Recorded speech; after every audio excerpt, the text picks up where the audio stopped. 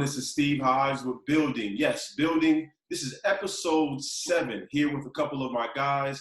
We do phenomenal things, talking about phenomenal people and a ton of cool things. All right. Behind me, as I always start, is King Brand Jean-Michel Basquiat, 1983. I do not own the original, but I do believe in a little while I will own it. Something tells me, all right? I like to surround myself with good people, good culture, good art, good music, and all of that stuff. So here we go. Up to my left, I have Coach Brandon Bracy out of Vallejo, the pride of Vallejo, fighting at a whopping 179 pounds. He puts on for his city out there in Vallejo. I appreciate that. We met a couple years ago with the Clippers, Team Rampage coach, Bracy's Skills Clinic, also doing some coaching as well. But he's kind of taking some time off as he is now a new father. Congratulations, sir. Congratulations. I appreciate it, man. I appreciate the opportunity being on the show. Yeah, man. Yeah. And down below, a gentleman that I sought out to be a mentor, and he sought out to make me his friend. So we're somewhere in the middle. We just have a good time. Head coach of California Institute of Technology, a.k.a. Caltech, my man, Dr. Oliver Esslinger. Thank you for being here, sir. I appreciate you. Thanks for having me. So it's good to see you guys. Yeah. And congrats, Coach Bracy, on the new son too. Thank you, man. I appreciate that. You working on number 2 yet? Not yet. I'm still trying to get over number 1. Yeah. Good. Bye sleep. Bye. Oh my goodness. It's gone. Tell me about it. Bye. It's gone. You know, and all of us are sons too. It never gets old because even to this day, if something jumps off, something pops off, my father will get a phone call at 2, 3 o'clock in the morning. So his sleep is always going to be interrupted. Oh yeah. Yeah, that's the small fine print that you got to sign right before you take the child away. Sign away your sleep. Right. So I like to tell a story, just so so people know who you are. I've got personal stories to tell about each of you. Some time that I've spent, Coach Bracy, not as much, but we met with the Clippers, and they were trying to give me a lot of responsibility at the time. So I'm responsible for finding the best coaches out there that were in our pipeline, putting them together, getting them to showcase their skill while also recognizing that we were babysitting. So it was very interesting that what we were in. But what I noticed was with that batch, just your poise, just your charisma, just your ability to articulate the game at a level that was appropriate for the task that we had at hand. And I've been a fan of yours, not just your social media, but the things that you speak of and the things that you talk about are things that I say all the time. So, we're brothers in spirit and we have a lot to say, And I love, how you handle your business. I love the way you go about handling life. So, I appreciate that. Dr. Esslinger, all right? I was at my wit's end. I had taken Coach Bracy. I never got a chance to tell you the story. I had left Campbell Hall, get off of a powerhouse of a ship like that. And I wanted to go see how I fare in the world on my own. What does it look like with my vision, my mission, and my skill set? So I take my first head job over in Santa Monica, very small private school. And I thought, me being a believer, that everything would line up. It would line up and we would have a good time. And, no one tells you your first job isn't always going to be fun. So, I struggled there and I went through a lot emotionally I was dealing with. And, Doc had, pretty much offered me a position with him, the year prior. And I just like, listen, Doc, I have things to do with my family. I can't, give you that much time, but I love you. I love you and in time. So, the opportunity presented itself. So here I am. I couldn't think of anywhere to go. I wanted somebody who would just give me my real, someone who's not attached to it, who would give me real. I pull up the Doc and you got 10 minutes? Sure. So I come in and Doc has got everything open. He's got like 17 boxes on his Mac open. He's got recruit stuff up. He's got 5 books he's reading at the same time. He's got his kids' stuff there. I see the letter from President Obama over there. I see the Popovich thing. I can remember it like it's yesterday. And I'm pouring out my heart. Doc, they did this to me and they didn't allow me to, and how dare you? And how about they did this? And can you believe? And Doc was like, Hodge, are you done? And I was like, what? I want you here with me. I can pay you. And I was just like, I didn't come here for a job. It's not why I came to Caltech. I came to hear from you. Guy offers me a gig on the spot, and we went running for a year. And I'd never heard it before, but he was like, your energy. We need your energy here, Hodge. We need your energy here. And we took off for a year, and that was my college experience under Doc Esslinger. And seeing how hard he works definitely lit a fire under me because I worked really hard. As a matter of fact, didn't I get sick that year? Doc, I got real sick. I shut down. My body shut down. Serious, Gracie. My wife, I woke up like 2 days later, and I just shut down. And Doc was like, dude, you got to slow down. I said, how dare you say slow down? You know what I mean? I'm the one that sits next to your phone and having to tell you to pick up your wife's call. Like, pick up the call. Pick up the call. So that's my story about Doc and how cool he is. And I learned a lot from Doc. You know, he doesn't see the game the way everyone else sees the game. He's just as weird as I am. And I appreciated those talks. I appreciated that time. And I just appreciate the opportunity. Now that I think about it, Doc, wait, did I make history? Was I the first paid assistant? Was I the first paid assistant? No. No. The first paid? Yeah. No. I know I wasn't on staff because I know I wasn't. I think the structure had changed at that point. I can't recall. So the structure might have been a little different with how or what people were You paid. need to find that out, Doc, because if I was the first paid assistant in Caltech's basketball history, Going to record books. It's in the books. Yeah, I think it was just different structure, but we can say you were the first paid under the new structure. How's Okay, like all that. right. Hey, Bracy, we made history, man. We made history. There you go. So listen, as I said before, gentlemen, I've got a lot of questions right now. I generally try to stay away from sports in this platform, whether I have 2 people subscribing and following this or whether there's 2 million. I try my best to stay away from sports because that's where everyone is. Everyone loves to talk about, what's happening after the fact. So you listen to the same thing 7 different times from 7 different entities. So I try my best to stay away from that. But in this instance, I couldn't think of 2 better people to, have you guys answer these questions. I live in a house with an educator. My wife is an IEP coordinator. So she's in the education world. And I've been watching her work harder than she's ever worked before, trying to bring education, quote unquote, formal education to the screen. Not only with regular, with special needs kids, with a staff and COVID-19 and parents being home working or not being home, having 2 children of her own and a husband who wants lunch at noon as well. So I've been watching it, I've been listening, and I've been ear hustling, as we said. And believe you me, September is up in the air. And this is Los Angeles. This is the biggest school district. She doesn't work for LAUSD, but she works parallel to it. And it's up in the air. And from what she's saying, it's not going to happen. That's going to have a ripple effect across the United States and even more. There's prep schools that are going to be affected who have international students who come in. There's kids who are juniors and seniors who are being recruited and need this extra year of exposure.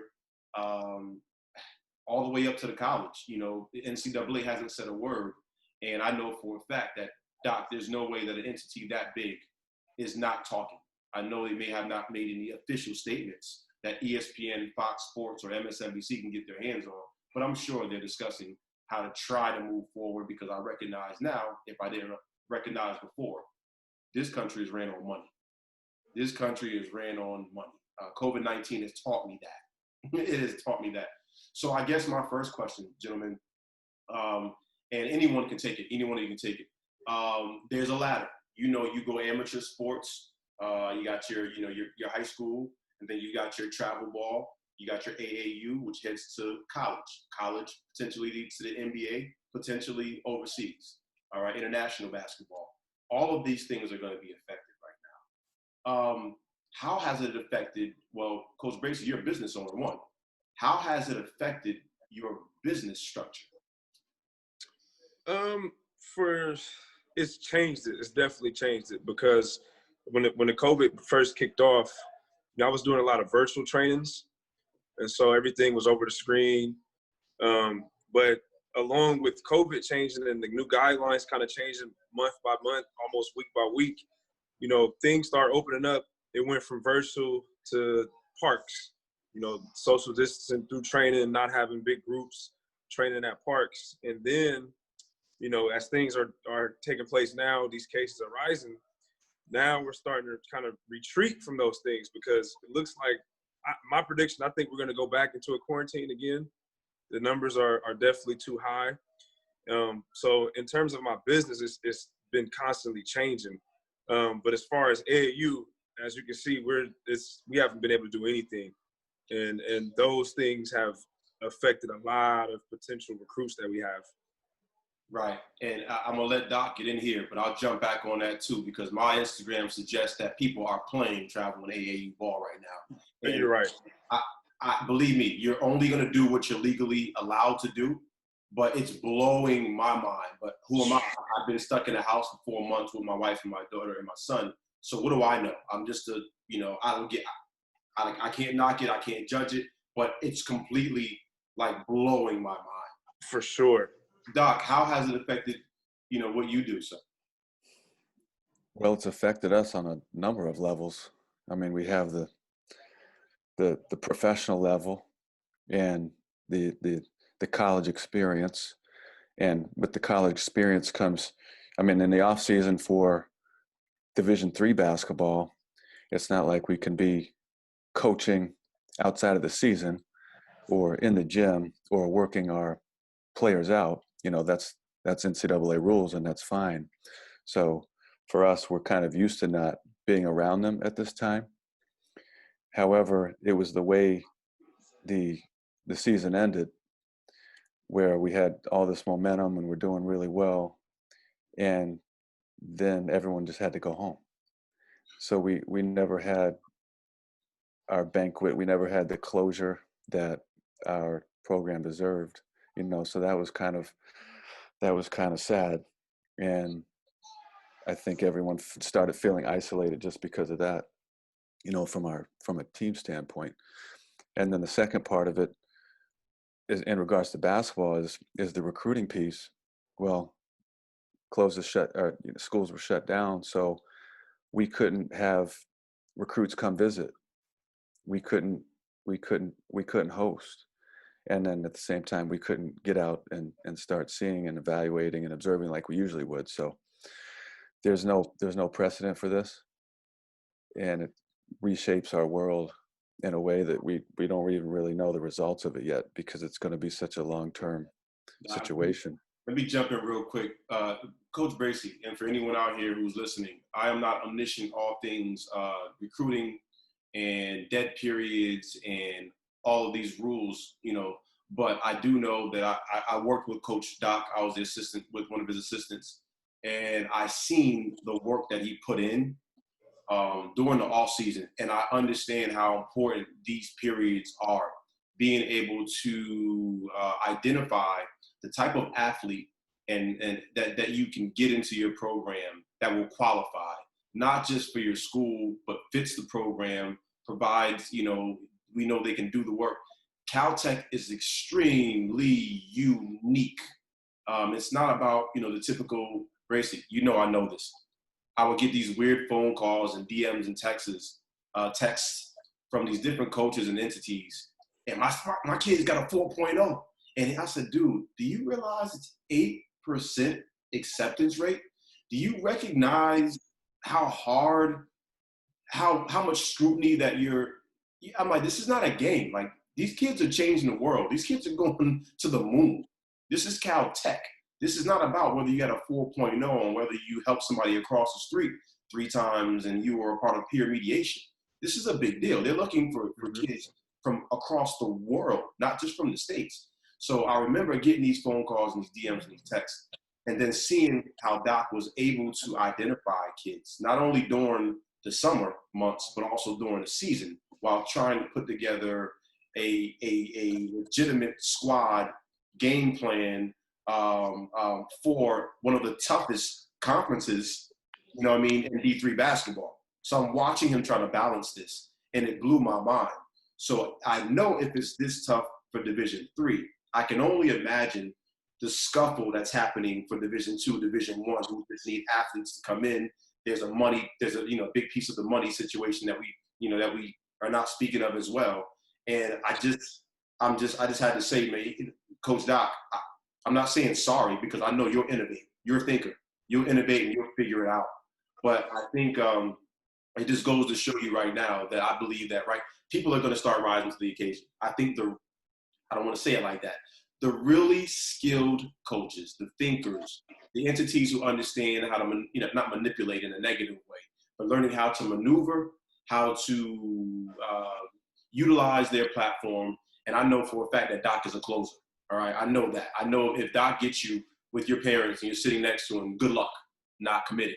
You know what I mean? Good luck with that. I've seen that happen myself. So I guess segueing into the next piece is we're talking about recruiting. We're talking about recruiting here. Can you guys just speak about, without giving away your stuff, you know what I mean? You know what these kids are going through. Doc, you know that there's kids now because you've built a legitimate program. Yeah. So I know there's kids who are trying to get in now. I know that there's kids who want to be there. I now know that we got a red shirt situation. How in the world are we going to move in this climate if, quote unquote, we were ever to have a season this year?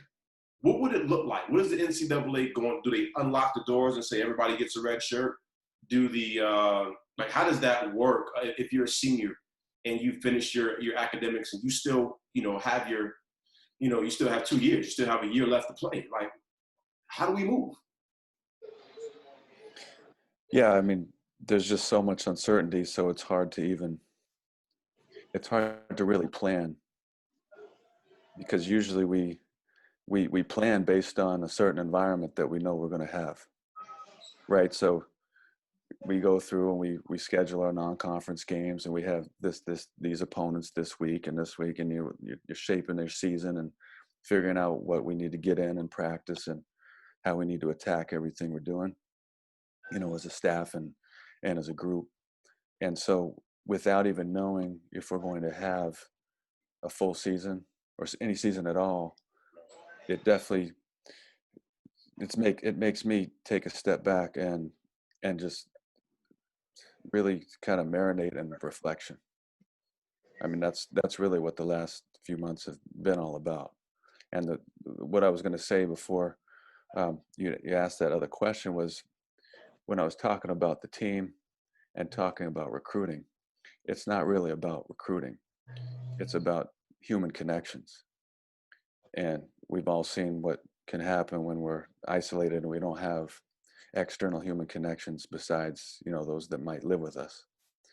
And it changes the way we think. And when you're isolated for 3 months and then, then there's a reason to get out, and there's been good reason to get out, no doubt, with everything else that's happening in the world. People don't really know how to manage that.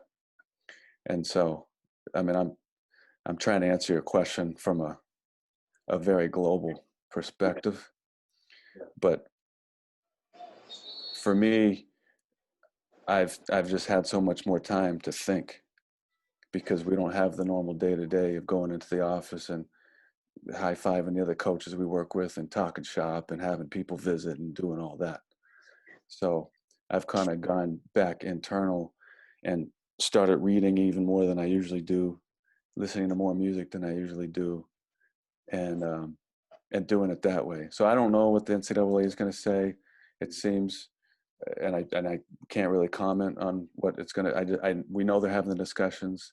We know that Division 1, Division 2, Division 3, and the NCAA are all having discussions. We know more specifically that conferences are having discussions about protocols and different options.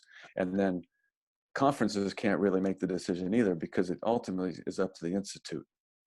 What is the president, what is the administration, and what do those task force teams want to do? Right. So some colleges have closed. Some colleges will be closing. Sports have been cut. People are furloughed. People are laid off. People have lost jobs. The transfer portal must just be exploding. Right. Uh, there's just so much unknown. I mean, students who have committed to go somewhere, whether they're athletes or not, are changing their minds. Yep. Students are wanting to stay closer to home. They're afraid to travel. They have to travel and go, out of state. So it just makes you really step back and say, what can I ultimately control? And I think what we really need to do at this point is make sure ourselves are okay. Yeah. Because we can't have clarity and make really good decisions for others, because we're in the business of helping others. We're in the business of mentoring and teaching and coaching and connecting and developing, this world that way. Yeah. But I being quarantined for that many months and not knowing what's going to happen, it messes with your mind. So we each have to make sure we're okay. Right. Right Speaking now, of before that. Speaking of the mind, Coach Gracie, I have seen that you've been, jumping back out there, getting some of these guys rolling. Your environment has also changed. I've seen you outdoors coaching. I've even seen you on the screen with someone being outdoors, and you're still helping them and assisting with their development. I'm just wondering, without you naming names, are you having any kids that are now struggling with the idea of where they're going to go to school, as if they weren't already before? But are they now changing their ideology behind it? Are they struggling with that? Are they uncertain? What are you dealing with on your head? I got two kids, for example, same age, different stories, but it all relates. So I have one kid that he was an unsigned senior. He was a late bloomer. Started getting a lot of late interest from Division I's, like right before the quarantine took place with COVID. And so he was getting interest from Sac State. I know what player you're talking about. He's a problem. He's a problem. Yeah, he was getting interest from Sac State, and so they had one scholarship left. And so, it was looking like he was going to get it. But, with the COVID, they end up going to the transfer portal and getting somebody else from San Jose State who was much more experienced. And, with us not having the AAU season, they wasn't able to see him, one last time. So it affected, how they were recruiting, because they were like, okay, well, we like him, but we can't really see him. We might as well go with somebody we know that has the experience. And so as a result, he ended up committed to a prep school. And assuming we even have a season at all, but that went into his decision, because it was like he couldn't get that last look that he really needed. And then it's crazy that you talked about changes schools and commitments. I had a kid yesterday that hit me up. He's actually from Southern California, and so he was going to go to a junior college up north. And with COVID, everybody's doing online classes. There's no face-to-face. And so yesterday he was like, Coach, I really want to come, but, with COVID, I'm taking online classes. It just doesn't make sense for me to leave my area and leave my family when I could just go to a JUCO and take online classes in the same city I live in. And so I totally understood it, but you're seeing a lot of decisions change just based on the pandemic and then us not knowing how this is going to end up. So it's definitely affected, AAU for me, because, I'm supposed to be in a position to put these kids in front of coaches and help these guys make proper decisions. But now their decisions, it's not about basketball. It's not even about school anymore. It's about survival. It's about access to family. It's about being in a situation where you're comfortable, where those things were always important, but now they're way, way more important than ever. Yeah. Interesting. So there's now, with that, with you saying that, there's going to be a small generation, so to speak, not even a community, a generation of kids who are uncertain. And if you were on the fence, now you have no idea what's going to happen. Your athletic, your basketball in specific future. That's very interesting. And I'm wondering like Doc said, I'm wondering what that's going to do for your mind. So I'm just, more than anything, my wife's been saying it as far as, her situation is too. When these children, or when these kids, when they ever get back to school, or even if they do it online, if we're going back online again, as it's looking like it will happen, there needs to be some services to support the mentals. I mean, because you're going to be going through it. I'm a pretty solid guy, but I've had some moments. I'm sorry, the players who don't know what's going to happen to them, who are now missing out potentially on that last summer of exposure. And then even more so, is it even fair in the world now where there's certain states like Florida and Texas, they hooping. They are hooping. They're hooping. And I can only imagine that if, people will only do what they're allowed to do. If those kids are hooping, there's a coach or two there. That gives those kids an unfair advantage, if I'm not tripping. That's unfair to a kid who may be in a state that's a little more conservative. That's unfair to a kid who, that's there's so much stuff. It's almost like we're gonna have to rewrite all the rules. We have to start from scratch. But that's unbelievable. Now, to the coaching perspective, there's people who may have been, think about it when it happened. Some schools were done. When it happened in the middle of the tournament, some schools were done. You start your hiring process. If I'm an aspiring coach with a strong resume, I'm 23 years old, 24, looking to get to the game. I want to make this my life. I want to do this. I want to move up in the ranks, and I want to be able to generate revenue and eventually become a head coach. That just stops like that. Mm-hmm. Stops just like that. And unbelievable. I got so many questions. More than just what would happen. But, man, what happens to a coach that's in the pipeline? This is his livelihood. I'm assuming at some point institutions, if there's no season potentially, how do they do this? How do they break down the budget work? Doc, have they been talking? I mean, without you telling too much about the institution, have these conversations begun? Yeah, just in talking with people across the country and coaches across the world. I mean, it's like you said, there's always momentum. For people, it's not always looked at as positive momentum, but it keeps going. It's like the name of your show, building. We're always building. And with sports teams, nothing stays the same year to year, because if you change one person, then the whole group dynamic changes anyway. Yeah. So you have your program that you continue, but the teams are different because it's based on personalities, based on investing in human capital and all that.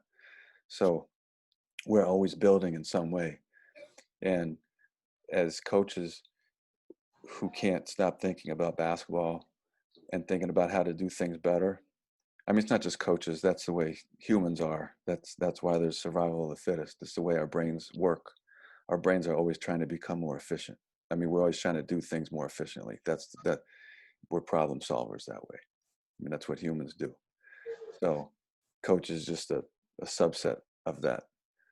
But, we're trying to figure out how to compete, how to win, how to make people better. And so I think for everyone that I've talked to, it's hard to shape it. And with that, I forget your specific question, as I was starting to more think about how we develop and how we help others develop. But specifically, what did you? Have you kept your lines of communication open? Have there been any kids in the program who reached out, just want to talk, like they're just struggling with it?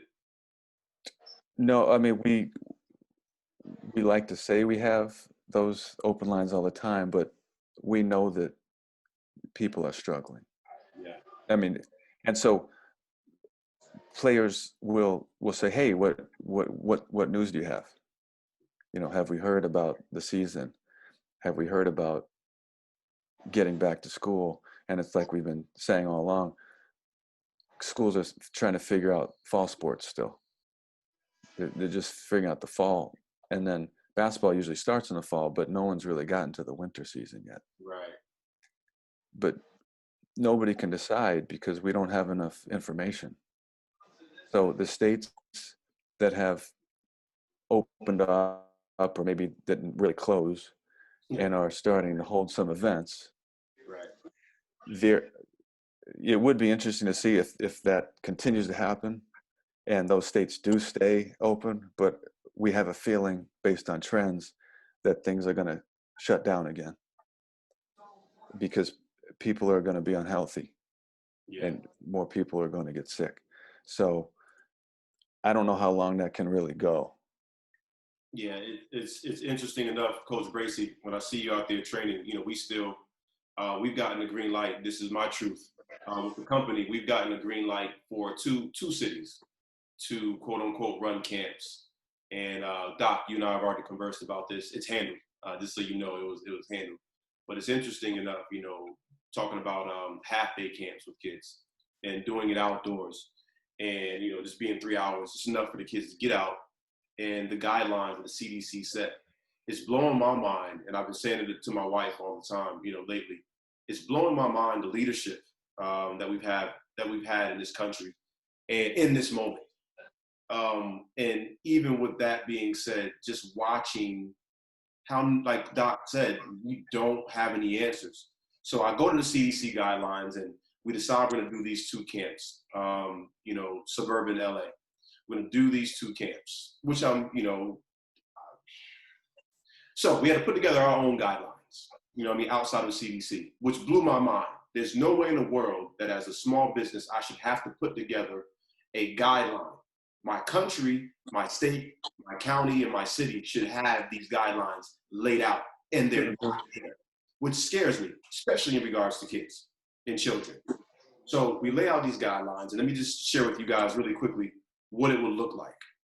So in a gym setting for 3 hours, we're talking about limited to 20 children, all right? Limited to 20 children. Everyone must have masks, as you already know. Basketballs must be, you have to bring your own basketball. You have to have your own water bottles with your name on it, all coming inside of a bag. So anything that you have has to be in your bag with your name on it. Only you can touch it.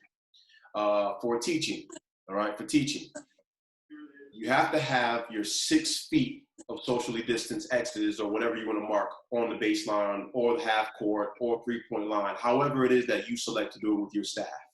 So all the children will be 6 feet apart while you teach. After the teaching, of course, you go into your drills. You demonstrate and then you go into teaching. So as they're taking their reps, we have a 3-second rule, which we haven't seen anyone even suggest yet. The idea would be, all right, Coach Brandon.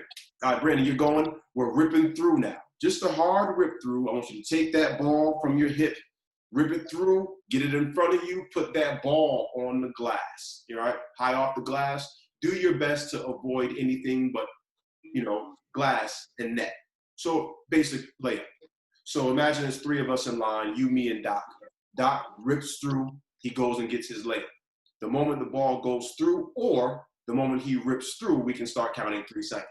1, 2, 3. Bracy, go. 1, 2, 3. Steve, go. So these are things that we're going to experiment with in the meantime, even all the way down to like restroom breaks. 1 child in the restroom per, per visit, cleaning it before, cleaning it after. And it just makes you wonder if we have to do all of this, risk reward, like, is it really worth it? Worth it. And at the same time, I come home and of course I say right now that I wouldn't send my daughter to any camps because there are no camps. But I say to myself, what's going to happen? My 2-year-old, Doc, come on, I got a 2-year-old in the house. You know what I'm saying? There's going to be some reverb, to this, psychologically.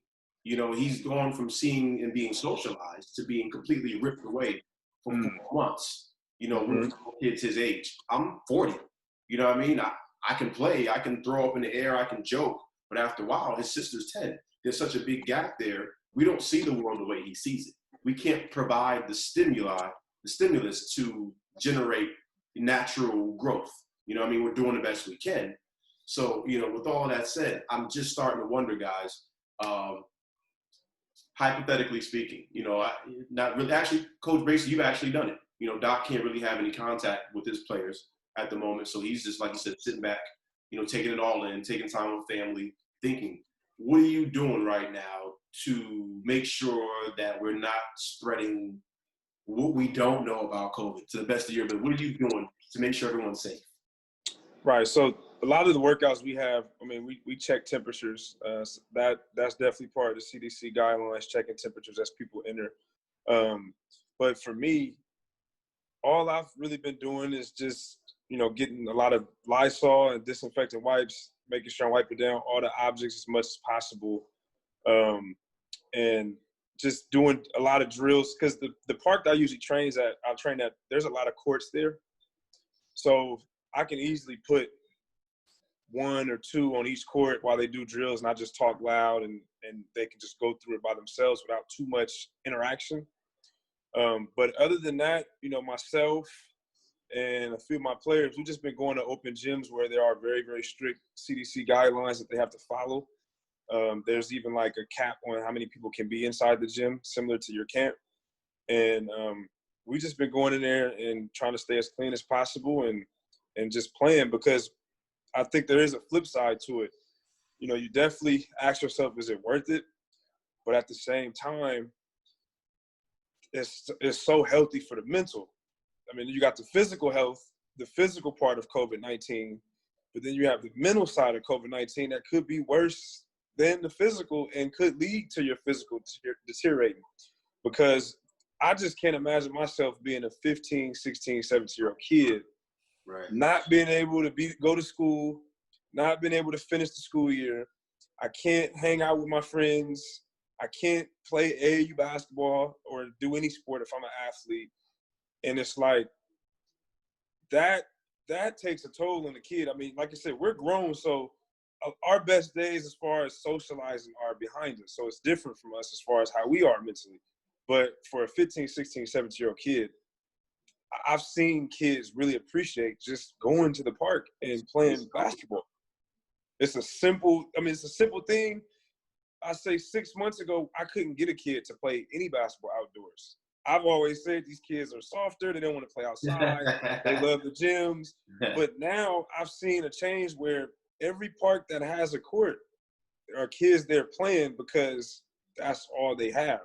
Yeah. And so it's kind of like, it's a tricky thing. You want to definitely be safe. You don't want to spread the virus.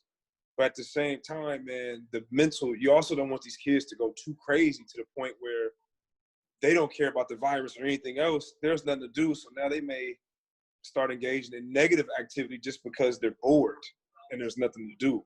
Yes. We have a training academy that Tuesday, Thursdays. So we do 3 hours, K through second, first hour, third through six, and then 6 through 9.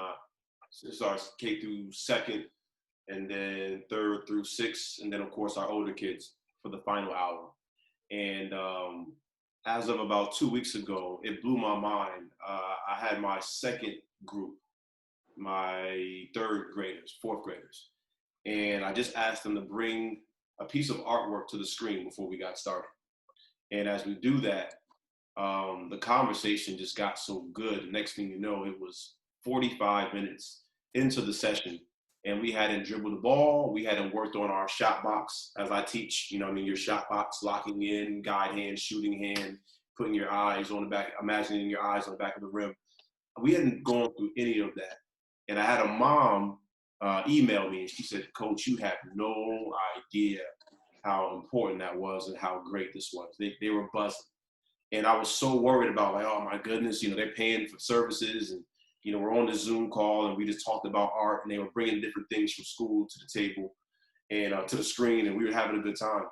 I think for me, for what we've done with our academies, and we've done 2 actual virtual camps, I found out that I've learned that I know the game greater than I thought I did.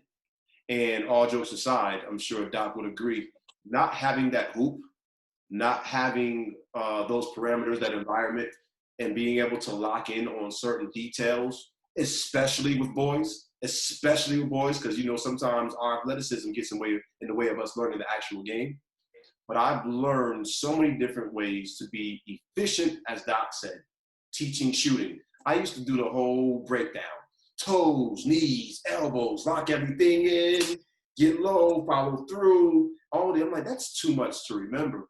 Then I started finding a more efficient way to teach the box, and then being able to show the screen and share the screen and show them the different release points from Larry Bird to Michael Jordan's lockdown to Klay Thompson's base, how wide and thick his trunk is when he shoots it. Me and Doc had an hour and a half conversation in the gym about feet. I'm finding that it's easier to teach if you know how to teach, because there's a lot of coaches that scream, yell, yell, yell. I got the best players in the gym, so all I really got to do is organize them and go get them, get you good. So I'm actually finding that keeping these kids engaged really requires not just charisma, but skill. And these kids recognize when a teacher, leader, coach is skilled. So having you two gentlemen here, Doc, you haven't seen it yet, but I'm really enjoying that piece. I'm really, really enjoying watching a kid that would probably get surpassed by a kid who's just better than them. You know what I mean? Actually have an equal footing on screen with 6 other kids or 7 other kids who just want to get there and learn certain things. You know what I mean? So I think that's a good thing that's coming out from this. And not just that, having another adult speak into them and share some time with them and really get things going. But on that, the mental health piece, I do believe that if ever, whenever things quote unquote resume, we should just take some time and just talk and share. Because it's going to be weird. I think it's going to be really weird because it's getting weird for me. Even more so, Doc, you both have kids now. My daughter told me she was having these weird dreams, lucid almost. And of course, the first thing I think of is what times you go to bed, what'd you eat, you know what I mean? What were you watching? What were you ingesting, before you went to sleep? And my neighbor, Larry, awesome man, was actually on Jeopardy, really intelligent. Was actually on Jeopardy and won. Really intelligent. And he was breaking down this book. I can't remember the name of the book. And he was talking about a man that had sailed around the world on a boat. And he kept notes, a journal of the different things that would happen. And he was talking about the idea of these weird dreams that he would have. Very similar to being in prison, waking up in that environment and not knowing, right, what time it is, different things, just being able to grasp these things. And he was like, you have to change your kid's stimulus. He said, you've got to be able to take them into a different environment. Put them in a car and just drive. You know what I mean? Put them in a car, grab some food, and just drive and do different things of that nature. So I guess my question to you, gentlemen, is when you get your kids back full time, have you already thought about things that you're going to do to help rebuild? For me, I think just doing stuff that has nothing to do with basketball, that's a little bit more, nature-based.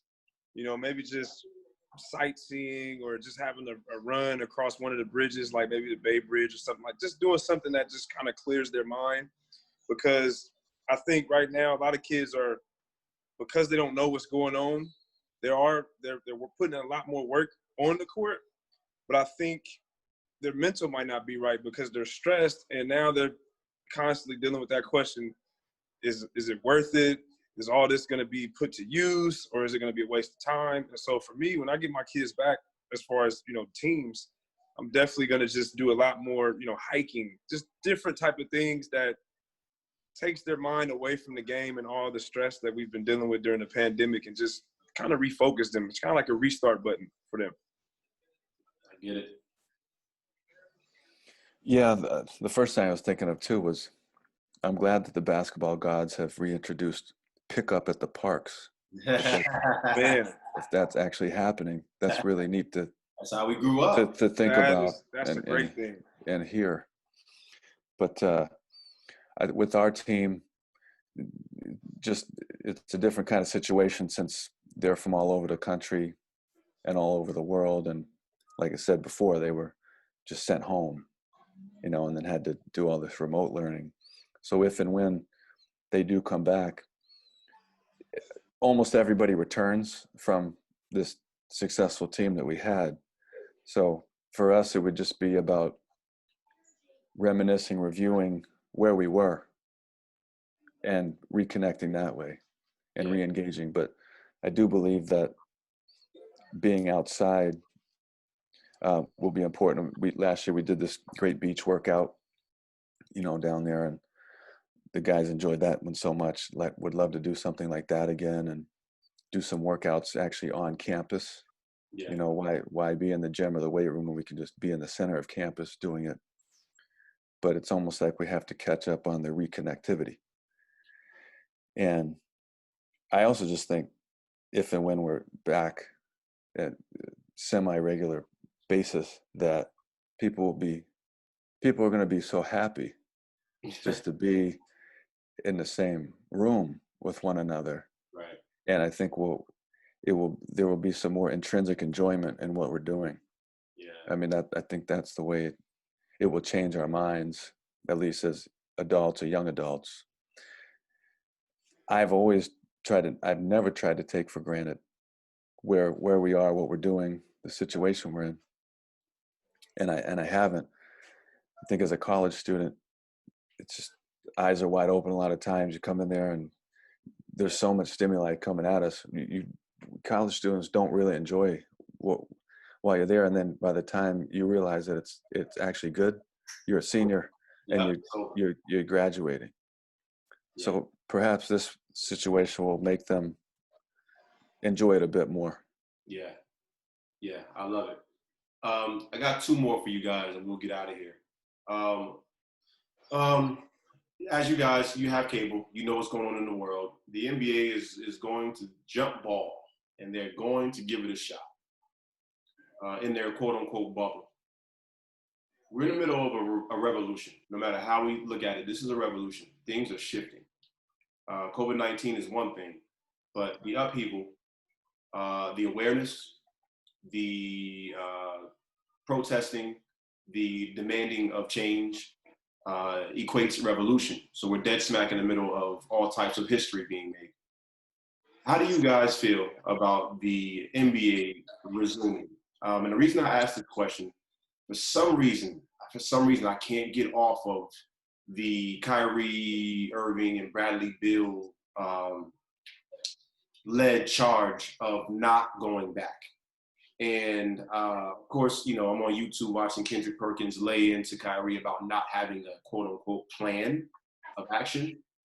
But something tells me that voice is the voice that would speak to me about, you know, not just risk reward, but distracting from a movement, but also on the other side of the gate, being able to use that platform to speak to a number of Americans who are either on the fence, one way or the other, or like I said, how do you guys feel about the NBA restarting? Is there a benefit? Is there a reward? Is it not worth it? I'm actually on the fence, man, because I really do see both sides. I think this is an opportunity to make the voice a lot stronger. So I do see where Kyrie Irving and Bradley Beal are coming from. But I also feel like, once again, there's nothing going on right now. And not to distract from the movement, but I think just having people get together and enjoy some form of entertainment, whether it's just sitting and watching NBA games, I think can also be good as well. I just think that they definitely have to use their platform to continue the revolution that they're on and making change. Whether it's, you know, constantly speaking up about it during post-game or pre-game interviews, or having, you know, guys like Charles Barkley and Ernie Johnson, those guys on Inside the NBA have a certain segment for players to come in and speak on issues that are going on with the police. There definitely has to be something that takes place. But I'm on the fence, man. I see both sides of it. I think the NBA comeback can definitely be good, but I also think it can be a distraction. It just depends on how, you know, they go about doing it. And how about the COVID piece? There's families attached to these humans. Right. See, dunk, shoot, run fast. There's humans attached to these entities. How you feel about that piece? Well, those things, man, like, for example, Avery Bradley, you know, sitting out because his son has history of respiratory issues. I don't think nobody should be blamed for that. You know, the safety of their loved ones, you know, even the elderly, man. I know the numbers say that the younger generation are not necessarily affected by it, but man, we all love our grandparents and our uncles and our aunties, or even the coaches. I mean, you got coaches that are in that age range where they could be at high risk for the disease. So definitely want to be careful about it. But I just think that however they bring it back, they got to make sure they do it right, because if they mess this up, it's not going to be a good look for the NBA. Doc, what you got? Well, we could spend the next week on this question. Yes, yeah, we could. So the complicated. I mean, the first thing I was thinking about was the NBA. The reason everything shut down in this country was because of the NBA platform. Had Rudy Gobert not been and that had not been announced that he tested positive there, because it was that night that everything changed for all sports, trickle down effect from the NBA in basketball, but all sports across the board and across the world. But then once this big business was shutting down, then other businesses shut down too. So the reason I'm saying that is the NBA had a platform which caused everyone to think even more and reflect about what we were doing with their health and safety. So I think the NBA has a right to try to start it up again. And we know there's a lot of brains behind it, and the Players Association and other people involved, and they're not just doing it tomorrow. I mean, they are taking steps. But the thing is, we've got two major things going on when we talk about race relations, perception,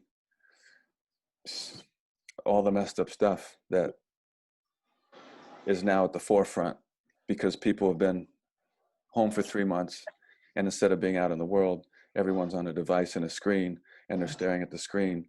And so now it's really up in front of everybody. And that's a good thing. I'm not saying it's a bad thing. It's good for education, to spawn education. So you've got the race, and we've got health. Right. These are the two major issues that, from a political standpoint, from a human standpoint, from family standpoint, we're always thinking about race and health, but now they're really just here and here. Yeah. 24/7. And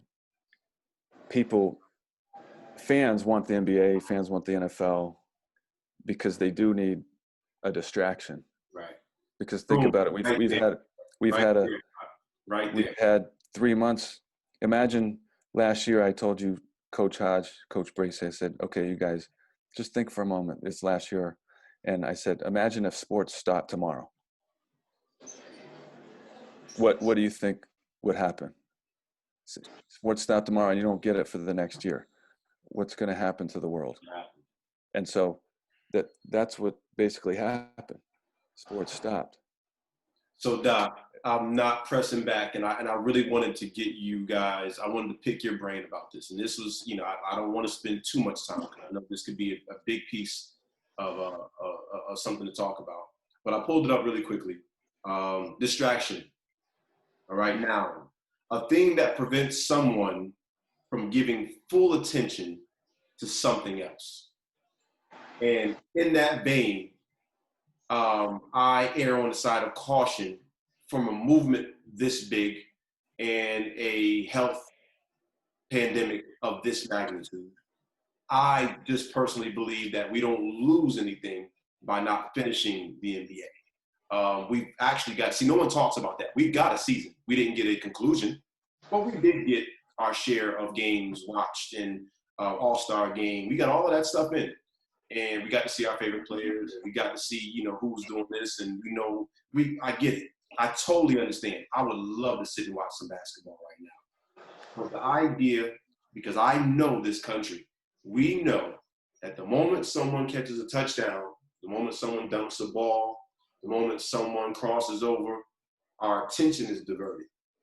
And not only is it diverted now, but the narrative is now in question. Because we've seen it in our country, narratives can be hijacked just like that. Oh, and for sure. I want to see LeBron and Kawhi face up. I want to see Chris Paul, who's on a mission to prove a point. I want to see Zion jump through the basket, literally jump through it. I want to see, I want to see that. But in this moment, as a 40-year-old man living in the country and living outside of the country 5 times, I can only say that we may never, ever in this country get this moment ever again. Ever again.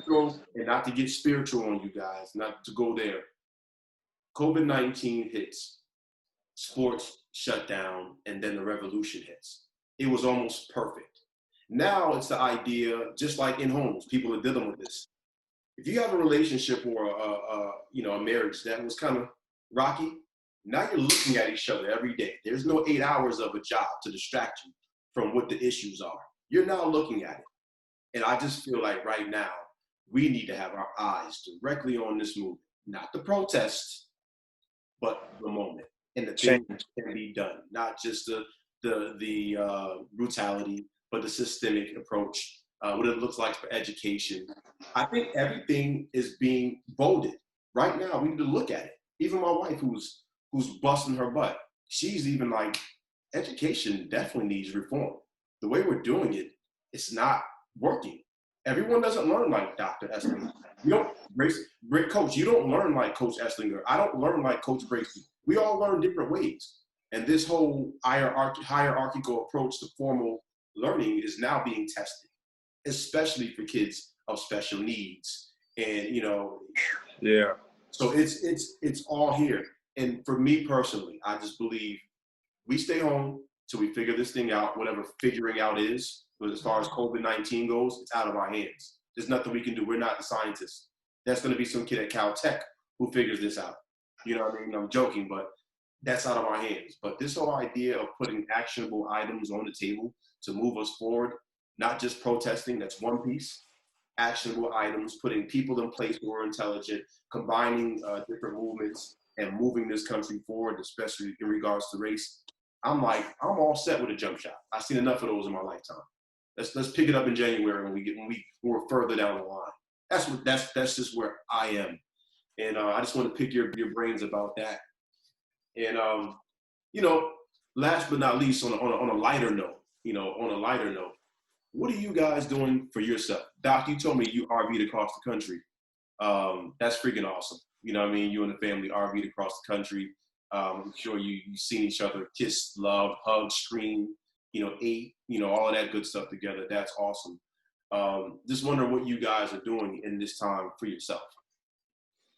For me, definitely more time to exercise a little bit more for me.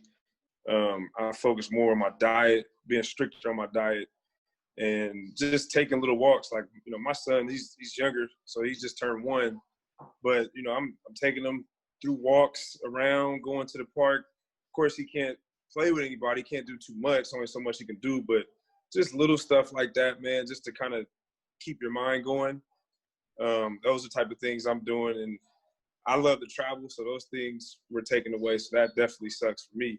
But just like I said, man, focusing on more simple stuff that we can do every day and you can look forward to doing. That's good. Yeah, like I said, I'm just trying to educate and learn and re-educate in a number of ways, reading a number of books on history and writing and philosophy, and how the United States even got started. As we're thinking about race and what that means, and you go back and read about Europeans coming over, and when the Native Americans were here, and all the decades of those battles and people moving in, and it just makes you think, about how we all got here, and how Native Americans really were pushed aside, by other folks coming in who didn't live here before. And it's almost like stuff comes full circle, what we're seeing today. Anyway, you were just asking me what I've been up to, but this has been. We can do that offline. We can do that offline. this is the stuff that's been heavy on my mind. Yeah. You know, Yeah. and so with that, with trying to find balance in reading and writing, you know, trying to figure out how to exercise too. I mean, I had taken up swimming, and I was swimming laps every day in Pasadena, but then everything shut down, so I couldn't do that. Yeah. So I got into bike riding. And so when we were in Pasadena still, I mean, we took our kids out, and they learned how to have the courage to ride around the city of Pasadena with their bikes. And so the three of us were riding every day. And now that I'm out in New York, I'm doing the same thing here. Just trying to ride as fast and as far as I can every single day, and create you know, some good energy that way. And I find that when I'm not reading about basketball, when I'm not reading about coaching, when I'm exercising in a different way, those are when the best ideas come to me anyway. How about that? Mm-hmm. How about Yeah, that? for sure. Yeah, I mean, this whole thing was it was kind of like somebody just hit the power switch on it, man. And you got to really restart everything from education to sports to ways to exercise, ways to stay active. Everything is resetted. So I think it's gonna be time where you're gonna see innovative thinkers create new things and new way of doing stuff that's gonna probably lead the next few generations. Really, to be honest. It's that time. Forward innovators. Yep. Yeah. Yep. All right, gentlemen. I appreciate you. Wait, hold on. One more thing. You guys, Bracy, you know this. Doc, you know this. I'm a big Duke fan. All right. I'm a very big Duke fan. And Coach Bracy, you know this. Uh-huh. In the Black community, being a Duke fan is not really, you know, so they still harken back to the Christian Laettner years, the good old boys before, you know, the fair-skinned fan. They still harken back to that. Uh-huh. Where what I seen was a consistency throughout and the ability to adapt on Coach K's behalf. So to hear him come out and say what he said, I told not just my wife, but I was like, yeah, not because it was the right thing to say at the right time, but I don't think people recognize around the country. I'm an East Coaster, Doc's the East Coaster as well. North Carolina is dead smack in the middle of that type of racial divide. He's at Duke, which is not notorious for being a hub for Black Americans, all right? So for him to say that, I know for a fact that Coach K, at his age, has friends, cohorts, co-workers who may think a certain way. And in a business, a gentleman like him has a lot to lose.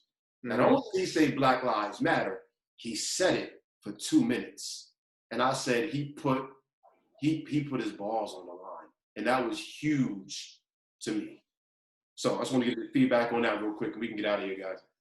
I think you almost have to, man, because I think the consequence of not doing that, it could hurt. It can hurt him. It can hurt his career, even though it may not hurt the businesses that he's attached to. But you know, you got recruits that value him, value his program. So if they don't feel like he values them and what they're going through, his program, as big as Duke is, could drop. I mean, you're seeing that now. I mean, look at Drew Brees for what he said and how quickly things changed for him. You know, he was somebody that everybody respected and loved. And as soon as he made that statement, you saw that change quickly. Just like that. Yep. Just like that. Just like that. Yeah, I mean, you're talking about somebody who has an international following. And usually when Coach K says anything, people pay attention. So it's an example of him using the platform. And I know people people are always going to criticize, you know, what's the reason he stepped up and did that now? You know, why did it take him so long? Well, he's probably trying to get his thoughts together too. Mm-hmm. Because when you have that big of a platform and you step on there and you're highlighted, people are going to pick it apart, everything you say, you know, even how the lighting is or where you're standing or what you're wearing. Right. I mean, it's going to be criticized in some way. So, I mean, just with people who have that sort of stage, it is important that they utilize it. And I mean, he's definitely someone who's always talked with passion, you know, and heart, and he's been doing it for a long time, and he's worked with so many sorts of people over decades. So it's important. I mean, it's important. And basketball does, like other sports, it does transcend life. So, you know, if he's able to reach some people who wouldn't have listened before, good for him, and good for that. Very cool. Yep. Very cool. Very cool. So as you see, guys, I kept the weighted questions towards the end because I knew, like Doc said, we could definitely, you know, land on there and just go forever. But I'm gonna chop this thing up, you know, for you guys and have it for you. But thank you for being here. I appreciate you guys taking time. As I said in the email, you know, time is the most valuable commodity, even in a moment like this, you know, because you're with your family. So every moment you're here, you're away from your family. So I appreciate you guys. I love the work that you're doing. You guys, I'm your biggest fans. So thank you for taking the time. Appreciate you guys. Thanks, man. I appreciate it, man. All right. Yeah, Coach Hodge, I want to say too, first of all, Coach Bracey, nice to spend some time with you. Absolutely. Likewise. Good to get to know you a little bit. And this is basketball for us has always brought us together. Mm-hmm. You know, it's been the one thing in our lives where growing up, you could go to the park and you'd meet people and become friends with and become maybe enemies with, but then you become friends with them later because of the game. And in the last few months, we've seen that happening too, even though we're not out in the gym, out on the court. But with these round tables and these discussions, I've met a lot of new people that I didn't know before. And that's been a good thing that's come out of this. So there's that. And then there's two is Hodge. I don't know how you do it or where you get the energy or what you drink, but with all your workout videos and whoever's editing those, I don't know if your daughter's doing that or your wife's criticizing you in the background saying, no, put that in. But for what it's worth, you should know that whoever sees those do inspire people, because they say, oh, this grown man is out there in his front yard doing plyometrics and making exercises up that he, you know, thought of in his lucid dreaming. And he's out there doing it and staying in shape. And it's important that people see the images of that, especially during this time, and see your courage, that you're not afraid to actually go experiment and do it and stay in shape that way. But also a lot of what you write is very motivational, and it's also it allows people to say, hey, I'm gonna say what I'm gonna say, and I'm going to applaud other people, and I'm gonna keep building myself. And so you're doing that to stay mentally and physically healthy, but there's strangers that see that too, and so you know that you're making an impact. And so to be a guest of yours on your show, I mean, I'm honored that you even want to hear thoughts, you know, from this guy. I know you call me crazy all the time. I don't know if it's good or bad. But it is that. Crazy changes the world. But, crazy, you know, changes the world. Crazy, you're crazy 99 times until you think of the 100th idea, which makes you a genius. Mm-hmm. Dope. I appreciate you. Coach Eslinger, once again, thank you. Give your best to the family. Coach Bracey, best to the family. Rest up. I know you traveled today. Thank you for taking the time.